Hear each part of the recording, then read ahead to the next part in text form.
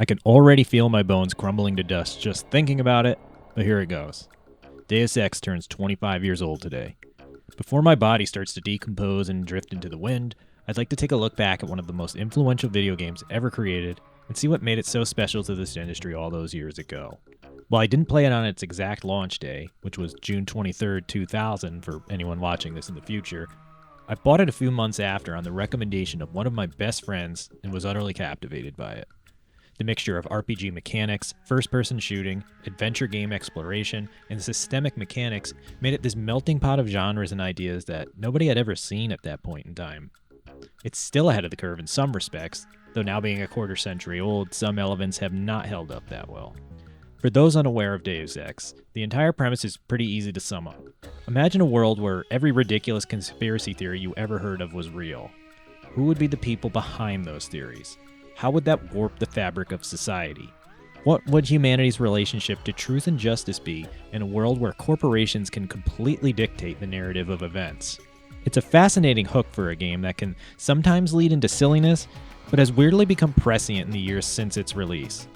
The most famous anecdote from the development process is that in the opening New York City level, the World Trade Center had to be cut from the skyline due to memory limitations, so the developers included a line saying it was destroyed in a terrorist attack some years ago. With the game set in the year 2052, it was plausible that something like that could happen, especially since the location had been a subject of bombings in the 90s. Sadly, reality struck just a year later when Al-Qaeda would fly 2 planes into the building and completely decimate it, killing thousands and kickstarting America's more militant era. Deus Ex is clearly not responsible for that, but it's wild how drafting a story from a paranoid perspective can lead to an almost predictive text. Let's wind the clock back before I get too far off track. Deus Ex is the brainchild of creator Warren Spector, the legendary designer behind Wing Commander and the later Ultima games, as well as the director of Epic Mickey. Sometime in 1993, while working on Ultima Underworld 2, Spector wrote his ideas down for a genre-blending game titled Troubleshooter. It wasn't a full design document or game bible, but a loose collection of basic gameplay ideas and the general setting that players would explore. This idea would be elaborated on further in documents titled Shooter and then Shooter Majestic Revelations, the latter of which would serve as the basis for Deus Ex. The one thing in common between all 3 of these concepts is that Spector wanted players to explore a real world. As he wrote in a postmortem posted by Gama Sutra in 2000, it's an immersive simulation game in that you are made to feel you're actually in the game world with as little as possible getting in the way of the experience of being there. It was an evolution of what his team at Looking Glass Studios had created with Thief and System Shock, just with a stronger focus on plausibility rather than leaning too much into sci-fi trappings or anachronistic elements. It was also set in our actual world, though exact locations hadn't been specified this early. The main character of Deus Ex, JC Denton, wouldn't be given a name until the final concept document. The original concept included the option to portray a male or female version of JC, who would be nicknamed Shooter for their prowess with firearms. It would also feature a rogue AI named Adam, an organization called the Terrorist Limitation Coalition, which would later become UNATCO in the final product, and would feature the Majestic 12 organization retreating to outer space once a plot to assassinate the presidential cabinet fell through. Some of those concepts would be repurposed, while others were dropped, with lead writer Sheldon Picotti telling Eurogamer in 2013, "The original design document is packed with dozens of character ideas. They endured as people in the final game, but their true selves changed to fit the design." Story wasn't the primary focus of Deus Ex, however. When lead designer Harvey Smith joined the project, he and Spector laid out the foundation of which Deus Ex would be built upon. The core idea for the game was giving players problems that had multiple solutions to them. This meant implementing a skill tree so players could differentiate their playstyles and force them into specific archetypes as they progressed. It also meant that levels would be created with various routes through them, allowing improvisation or brute force in equal measure. Another tenet of Deus Ex's design was focusing the gameplay on a variety of tools instead of having an ultimate answer for certain situations. While that maybe isn't fully realized in the final game, the idea was that the player's skill points, augmentations, and available weapons would dictate how they approach an area instead of scenarios that the designers thought were interesting. This also bled over into combat, which Spector noted he wanted to encapsulate more than "what's the biggest gun in my inventory." As such, the AI for enemies was tuned to have certain foes be more intelligent than others, necessitating more diverse strategies. Lastly, the maps of Deus Ex were designed with particular attention given to the geometry of locations. Spectre wanted each map to highlight a goal or destination before players could reach it, so that players would be encouraged to seek out different paths. He also wanted hidden routes to contain cool things for the player to find, or occasionally force players through areas they didn't want to be in. This would then play into the overall tone of the game, which Spectre writes was fear, paranoia, tension, release. Keeping all of this in mind, it should come as no surprise that the tutorial level on Liberty Island was the first map finished for the game. As developer Ion Storm co-founder Todd Porter told Rock Paper Shotgun in 2020, Liberty Island was the vertical slice and the proof of concept. The designers would leave data cubes and newspapers around the levels, and the writers would come and fill that out. As most fans of Deus Ex will tell you, Liberty Island perfectly demonstrates exactly what the journey will be throughout this dystopian version of reality. You not only have multiple routes to get to the final objective, but optional objectives you can undertake, a plethora of hidden goodies to collect, and the option to kill everyone on the island or completely sneak past them. You can mix and match those options together as well, if things go belly up or you simply get tired halfway through a plan. In that very same Rock Paper Shotgun article, writer Austin Grossman recalls one of his favorite moments from Deus Ex. One of my favorite moments in gaming is the standoff on the plane with Ana Navarra, where she's telling you to kill that guy, Grossman stated. And you realize you don't have to. You're holding this gun in your hand and you can shoot anyone in the room, and the plot handles it. That opened up my understanding of what a game narrative could be. The player is put into a similar situation at the end of Liberty Island, where they can decide whether to let NSF leader Leo Gold go free or kill him. If you're really feeling ballsy, you can even shoot him, then run away and let UNATCO troops handle it. That cornucopia of choices is the backbone that makes Deus Ex so interesting to play. I've always held on to that belief, too. Anytime I've replayed Deus Ex in the past, I would attempt to tackle scenarios with different builds or different weapons to force myself to explore its myriad options. When I was younger, I just wanted to shoot everyone, so I'd become a one-man army against literally anything that walked. As I got older and matured more, I grew tired of endlessly killing things in games, so I would attempt pacifist runs and force myself to deal with the often sloppy hit detection. Where Deus Ex comes into its own is that you don't always have to engage with specific skills. If you find a door that requires 6 lockpicks to open, sometimes you could just blow the door up and skip that step. That's where the brilliance lies. For all of the footage you're seeing in this video, I played through the game on the hard difficulty while attempting another pacifist run to see if I could actually avoid killing certain bosses. To Warren Spector's credit, the only character that needs to die at one point or another is Ana Navarra, as it's impossible to not confront her. Everyone else can be skipped, including Gunther Herman and Walton Simons, which kind of blew my mind. I had no idea you could either run from them or knock them out. The game's dialogue even accounts for Simons appearing in Area 51 if you don't kill him in the Ocean Lab. This is the kind of attention to detail I love in this game. For years, I thought it was impossible to actually save JC's brother Paul, but then in 2011, I made it my mission to do so, and learned that you could keep him alive until the end of the game. Sadly, the story doesn't make much use of him after that mission, as it had to be written with the mind that playthroughs weren't guaranteed of his survival. When you get into the nitty-gritty like that, that is where Deus Ex falls apart a little. All these years later, I could see those themes too, and my enjoyment has diminished a bit as other titles have cropped up and done these ideas better. I also have to make mention of how bizarre the RPG mechanics can feel. Most of the skill points in Deus Ex mirror how a person will become more adept over time, but their specific levels jump in quality too abruptly. When I was young, I would put extra points into small arms at the start, because your accuracy is absolutely horrible otherwise. As a shooter, Deus Ex doesn't feel any decent until you're at the advanced level, and that really hurts the opening areas. I understand that JC is a new agent, and he needs to have some manner of progression throughout the campaign, but it always sucks how utterly miserable he is at doing anything on Liberty Island. In some way, I wonder if adopting a system where using skills automatically upgraded them would have been better. But then I know the team at Ion Storm was implementing all of this into Unreal Engine at a time when that engine was not only brand new, but very focused on one core game style. It's a miracle anything works. So during the early portions of my playthrough, I felt a little weird revisiting Deus Ex again. I wasn't really enjoying myself, and I was starting to get the sinking feeling that maybe I've moved on in my life. It's never wrong to grow, but Deus Ex had been propped up in my mind as an infallible game. There's a meme that reads, Deus Ex. Every time you mention it, someone will reinstall it. And I thought it was funny because the game is such a classic. I know that developer Zoe Quinn even implemented an NFC chip in her hand that contained the game on it over a decade ago, which is kind of like living the game in one respect. How could I suddenly not enjoy the game anymore? Mostly, the sensation is simply me realizing that Deus Ex isn't perfect. No game is, and while retro classics like Super Mario Bros. Remain enjoyable because of their simplicity, Deus Ex attempted to do so much more at a time when it wasn't entirely feasible. If this concept were revisited in the modern day, a team would probably be able to actually create the unfiltered original concept with no compromises. Still, that a 25-year-old game offers as much as it does is astonishing. Once I got to the airfield segment where JC learns the truth behind the NSF, everything clicked again and I was sucked in.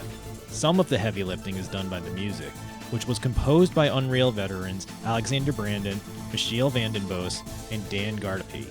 Fusing jazz, techno, and ambient tracks done with classical composition, the score creates an ambiance that aids in the mystique and carries the central plot. I also like the touch that Unreal Engine's UMX format brings in allowing for dynamic music. Deus Ex implements this by having tracks for combat, traversal, and dialogue that will switch on the dime when engaging in those specific activities.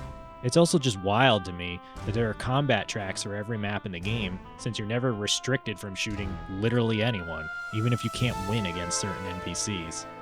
I haven't even brought up the augmentation system, which is another means of diversifying playthroughs. At various points in the game, JC can collect augmentation canisters that provide him with cybernetic abilities. Utilizing an energy system to power them, these augs can provide things like increased strength, heightened speed, or the ability to regenerate. You actually can completely ignore all of these, but it was one of the most unique mechanics that Deus Ex had in 2000. I remember being blown away at the possibilities provided by these augs, though a few almost feel redundant. Something like Aqualung, which lets you breathe underwater longer, doesn't have much utility as there aren't many sections with water. It's also rendered kind of moot if you upgrade your environmental training skill, as that will let you utilize a rebreather for an exceptionally long time. For me, the best augs were always the two cloaking ones, the aptly titled Cloak and Radar Transparency. With those enabled, you could pull off cool things like walking through a room of enemies with no one even knowing you're there.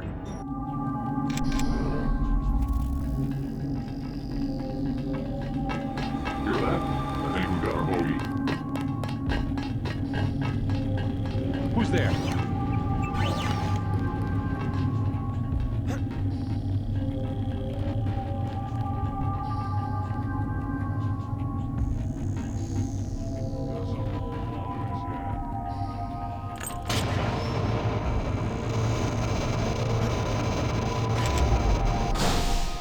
Cloak, as you would guess, makes you invisible to humans, while Radar Transparency does the same for robots and augmented NPCs.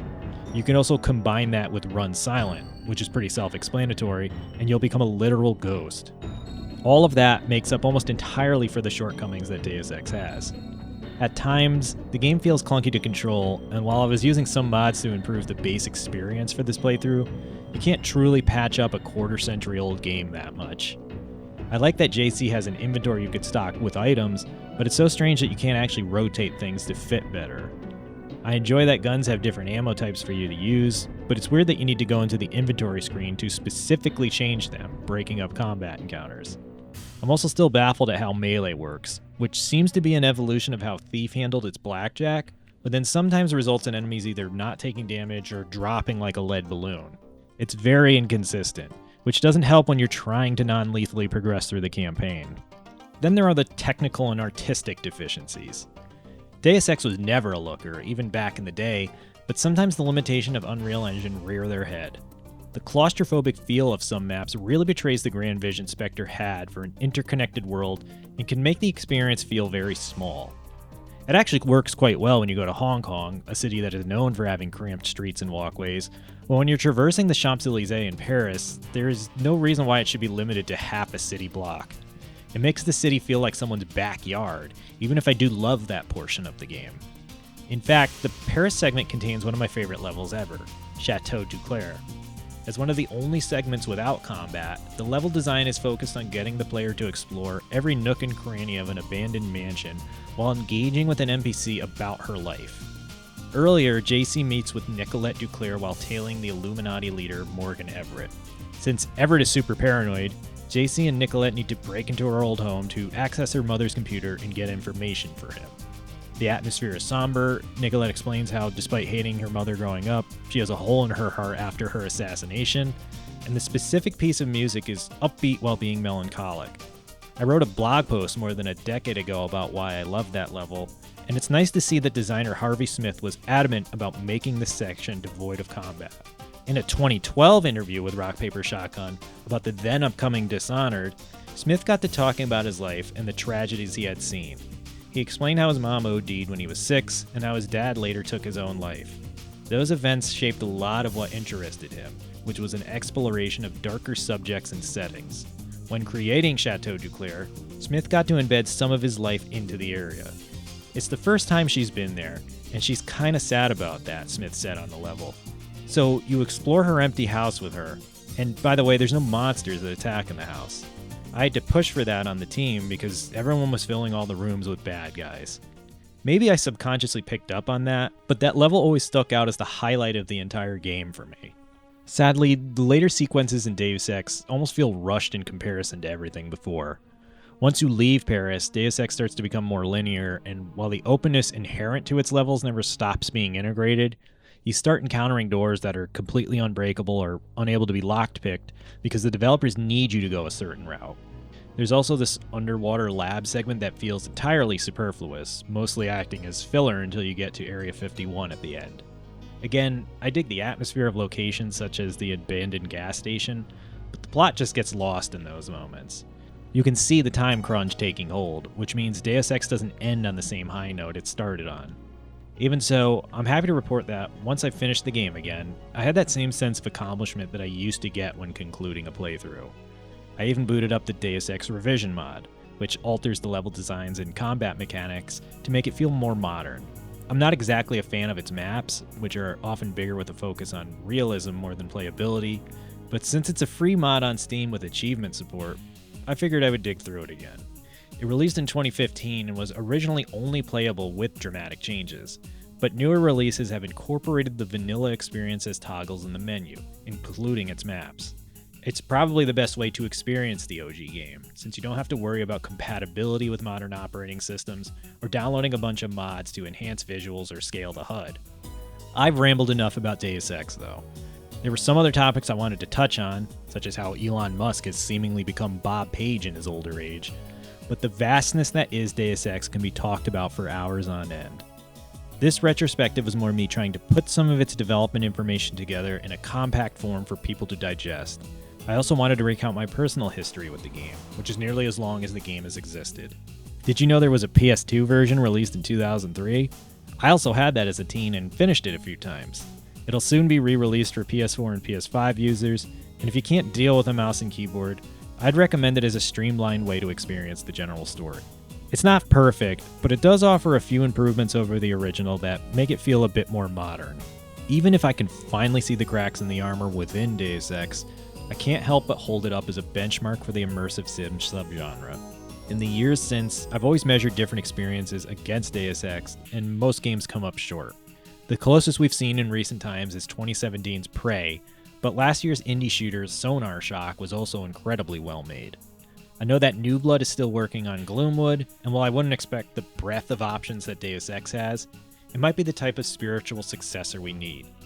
There's also the indie game Core Decay from Ivar Hill in the works, which I do hope eventually sees the light of day.